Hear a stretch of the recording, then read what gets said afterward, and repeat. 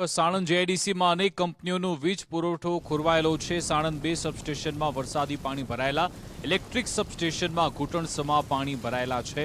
પાણી ભરાવાના કારણે વીજ પુરવઠો બંધ થયો। મશીન મૂકી પાણી કાઢવાની કામગીરી શરૂ થઈ હતી। વીજ પુરવઠો બંધ થવાથી કરોડો રૂપિયાનું નુકસાન પણ થઈ રહ્યું છે। સાણંદના હીરાપુરામાં આવેલું જેટકેનું ઇલેક્ટ્રિક સબસ્ટેશન, જે સાણંદ જેઆઈડીસીની જે મોટાભાગની જે કંપનીઓ છે ત્યાં વીજ પુરવઠો જે છે પૂરો પાડે છે, પરંતુ જે સબસ્ટેશન જ પાણીમાં ગરકાવ જોવા મળી રહ્યું છે।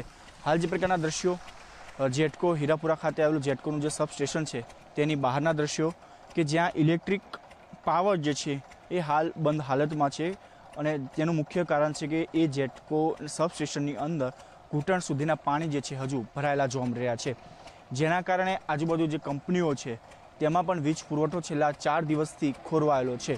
જે પ્રકારે ગુજરાતમાં ભારે વરસાદ વરસ્યો હતો, જેમાં સાણંદની અંદર પણ અંદાજે 10 ઇંચ જેટલો વરસાદ વરસ્યો। જીઆઈડીસીની અનેક ફેક્ટરીઓ છે જ્યાં વરસાદી પાણી ભરાવા થયો હતો, જો કે હાલ મોટાભાગની જે ફેક્ટરીઓ છે તેમાં પાણીનો નિકાલ થયો છે, કંપનીઓ કાર્યરત થઈ છે, પરંતુ વીજ પુરવઠો હજુ પણ અનેક કંપનીઓ છે ત્યાં ખોરવાયેલો છે। તેનું મુખ્ય કારણ છે જેટકોનું જે સબસ્ટેશન છે તે હજુ પાણીમાં ગરકાવ છે, તેને મોટરો મૂકીને તેને પાણી ખાલી કરવામાં આવી રહ્યું છે। કંપનીઓને પણ અંદાજિત આ 4 દિવસની અંદર કરોડો રૂપિયાનું નુકસાન થયું હોવાના પણ આક્ષેપો કરવામાં આવી રહ્યા છે।